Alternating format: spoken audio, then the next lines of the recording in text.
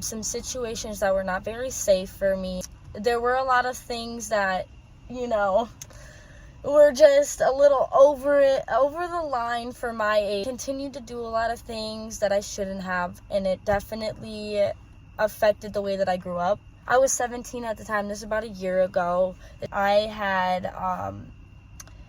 I was addicted to drugs for a while. I got into a bunch of, gang-affiliated things. So they wound up getting me involved in some things. I am the only person that is allowed to talk to about this at the moment because it is an ongoing case. Just would like people to respect that, so then there's not backlash going on to me. Okay. What's happening, Midwest Street Talk fam? Welcome back to another powerful episode where we shed light on the real stories of the homeless, addicted, and mentally unstable. If you're new here, hit the subscribe button and join the Street Warriors, where we stand up for those who need a voice. Let's get it. Hey man, thank you for kicking with Midwest Street Talk, man. Who I got here today? Hi, I'm Arie. Hey man, what's up, Arie, man? Okay, I seen you a little bit inside your man's interview. So Arie, man, where you from?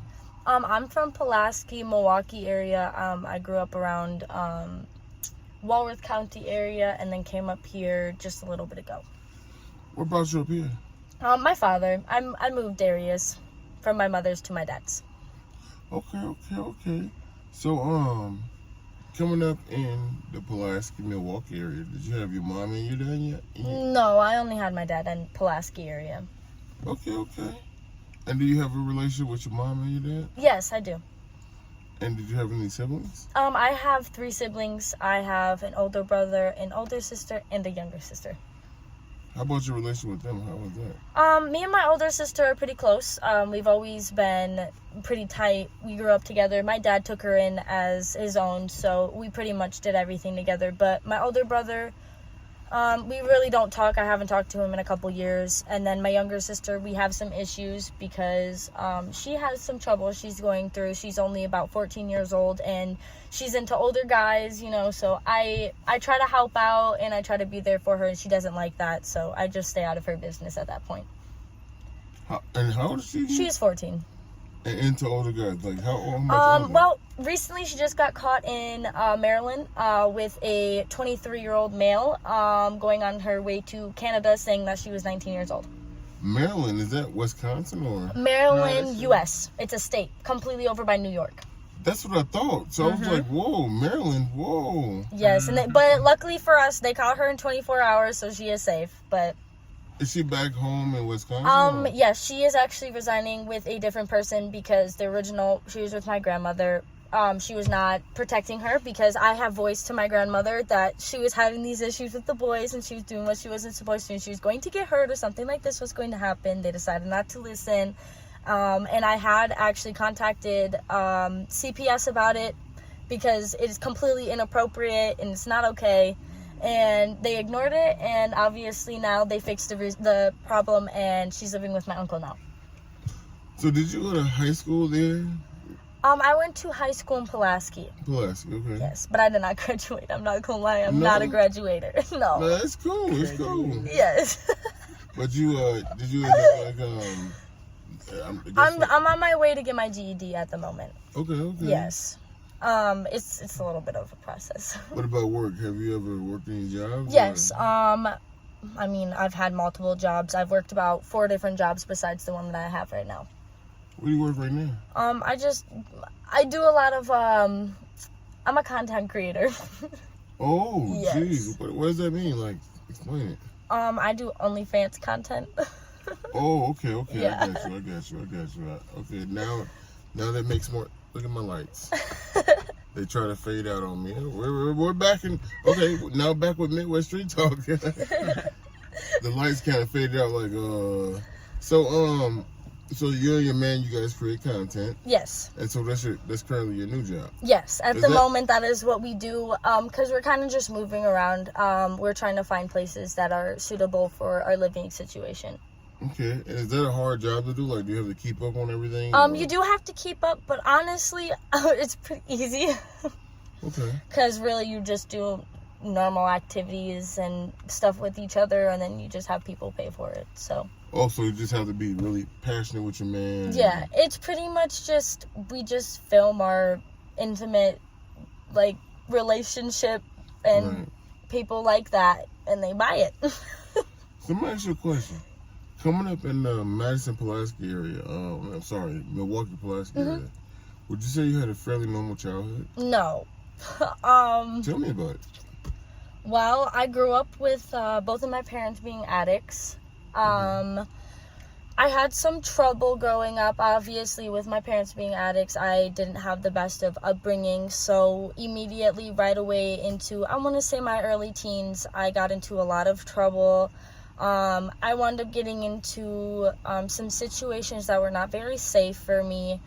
There were a lot of things that, were just a little over the line for my age, but I continued to do a lot of things that I shouldn't have, and it definitely affected the way that I grew up. I got into a bunch of, gang affiliated things. There was, yes. What? There was a lot of things that I went through. I was 17 at the time. This is about a year ago. This was before I turned 18. I was addicted to drugs for a while. Okay. I have always had issues with that. And there was this one time about a year ago where I decided I was gonna go run off and think I was an adult. And I wound up getting into a bad crowd of people. And again, I was off of drugs. So at the time, I was a little oblivious.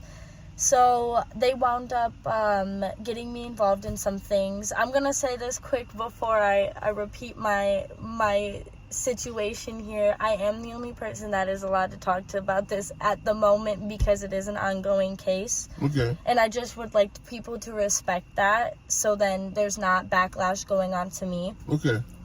But I had gotten affiliated with a group of gang members, not on purpose. It was just kind of an oblivious type of thing, it happens.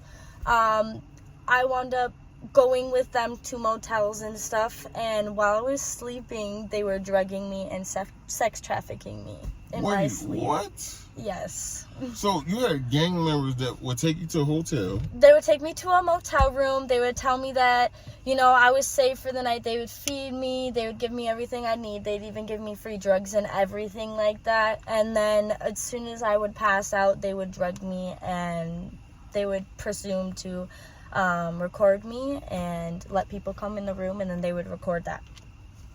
And I had no idea. In the room, they were apparently... They were paying. They were paying to take advantage of you. Yes, they were paying to come in and, human trafficking. They were just using me while knowing what I was going through, what I was on, knowing that I was unconscious at the moment of what was going on in my surroundings. So, yeah, I was highly taken advantage of, and it wound up to where I lost my life.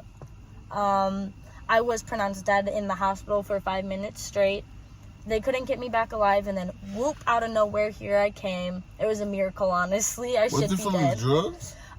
It was from the fact that I was on so many drugs. I was malnourished. I was only 65 pounds when I got into the hospital. Oh, my God. The only thing that was in my system was sperm. That was why I was alive. What? Yes, because for some reason, well, the doctors explained it in a way, but I don't want to get through that. But yeah, that was the only reason why I was alive, because the nutrients technically, and it was giving my body enough hydration and stuff like that to continue to do what it needed to do until it couldn't anymore. To nourish your body, keep you alive. Yep. Man, I'm so sorry to hear that, man. Shit happens. You're apparently an overcomer, I see. I'm not gonna say I've fully healed from it. It is definitely something that bothers me to this day, but I try not to let it, rule who I am. Definitely does make me who I am, but it doesn't make that my life. Yeah, man. And I deserve better, and I don't deserve to sit in it. Yeah, you do deserve better. I appreciate you for, at least exposing and telling your story. Oh, 100%. There's more people out here who have gone through the same thing, and they deserve to know that they're not the only ones and that they have a right to have a voice and speak up for it. So you're giving your voice right now on that note? 100%. If there's anything going on, anything, it doesn't matter if you feel ashamed of yourself. It doesn't matter if you feel like they're going to hurt you or hurt your family. If there's something physically going on, whether it is physical abuse, sexual abuse, mental abuse, you have every right to go and report that. You have every right to use your voice and say what is going on. You have every right. That's dope. I'd like to hear that. It's a strong And one. it doesn't even matter if you're female or male. Either way, because females can be out there doing some crazy stuff too. Yep. You know, we all have a voice. We have the right to use it. If there's something going on, you have the right to say that something is going on. And there are some males out here that's being taken advantage of, and they can speak up as well. There are a lot of men, and it's like, you never know. It's 2024. Everything can happen. Yeah, everything. Yeah. You could just be in your car chilling, and anything could happen. Yeah, that's facts. Hey man, that's dope, man. You got some strong energy here, man. So I try. What's your let me ask you a question. What's your ideal, like, from everything that you've been through? What's your dream job, or what would you like to do to, like, you know, turn things around, or what would you call your dream job right now? Like to be honest, I just like helping people. If it's just anything with like mental health awareness, like, you know, mental hospitals, or like nursing, or anything that just helps people out, even if it's just being a volunteer or something, and, you know, just getting paid by you can get like jobs and stuff around the cities, and they'll pay you like, you know, $10 an hour or something to do volunteer work, like even stuff like that. I just like helping people because it makes me feel better about myself. Man, that's dope. So what if I was able to get you in a position like that, like for some kind of counsel role, or a counselor position, or I would definitely take it. You would? Yeah. I actually have been looking into, after I get my GED, I've been looking at some stuff over at the Fox Valley, or I think it's the Fox Valley College over here. Yeah. I've been looking at some courses there, and at the University of Green Bay, up in Green Bay. Yeah. Yes. I've been looking at some courses over there for being a alcohol and drug therapist. Wow. So hopefully that's something that I'm going to be doing. You know, that's crazy, because they usually say your misery becomes your ministry. So everything that you went through, God usually gives you like a reach in the area. Yes. So it's like you have wisdom in the area because you went through it. Yes. So now it's time for you to give back. And I feel like that's the only way I can heal, is if I give back to the people that, you know, actually need the help also, and that don't get what they need out of, you know, there's therapists and stuff out there, but they don't actually care. Most of them don't actually care about the kids or about what's going on at home, and they just look at it as a behavioral issue. Yeah. And I want to be somebody who actually listens to a kid. That's dope, because you've been through it. Yes. CPS has turned me down so many times over my parents abusing me, so it's just that I feel like I need to give to people because I wasn't given. Man, I like that, man. You got some good energy. Like I was telling you, man, I wish I could, man, I would be on this camera for a couple hours, because I know you guys got a lot more to say. But how would you guys like if I can get an update on you guys, and we can do continuation? Yes, of course. Because I feel like you guys are gonna be popular on my channel. I'm not gonna lie, you guys are a handsome couple, handsome and beautiful couple, and then your stories are liberating, and then you're overcomers. Yes. Like you got over what you went through. Well, because you can't let it define who you are as a person. You can make it so that it makes you stronger, but you can't let it pull you down and drag you through the mud. Man, because life moves on. You're still alive. Right. This new age, Joe, they so transparent and real. I love it, Joe. And they're beautiful. So, if someone wanted to reach you on social media, do you have any social media? I have an Instagram. It is OOFIE.GOOFIE. Just oofy goofy. It should be under my name, Sosa. I almost turned the camera to myself to make a weird face. let me use his face. It's dope. It's dope, but it's different, okay? Yes. And then let me ask you a question. I know you guys are still on your journey, right? Technically, you guys haven't obtained housing and et cetera, et cetera. Yes. But while you're out here, let's say somebody wants to donate to you. Do you have I got a Cash App, but it's Cash App? also the same as his.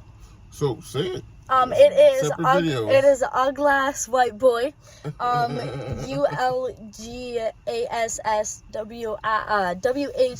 ULGASSWHITEBOY.